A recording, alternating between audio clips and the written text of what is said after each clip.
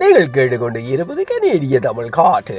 இந்த காற்றிலேயே அடுத்து காதிலேயே ஒழிக்க வருவது தமிழ்நாடல்ல தாயகத்திலிருந்து எங்கள் அறிவிப்பாளர் பாவலர் ஆர்ஜி தயாளினி சிவநாதன் தீட்டிய ஓர் கவிதை. உன்னோடு வாழாத வாழ்வென்ன வாழ்வு.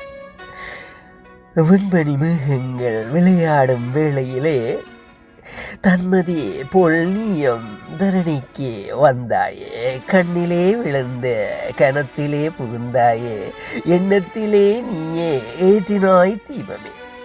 புதிதான பாதைகள் புரிதலை தந்திட நதி போல நினைந்தேன் ஆளும் குளிர்வித்தாய். சுதி போடும் குரலிலே சொல்லோசை கேட்டேன், அதிகாலை தென்றலே அக வின்பம் கண்டேனே. தெய்வ வாக்கிலே தேவதை நீ ஆனாய், பூகை தாமரை பூத்ததே உன் வதனம், ஜயமே கொண்டிருக்க அன்னையும் ஒளி தீபம் கையிலே கை வைத்து காதல் மொழி பேசிடுமே.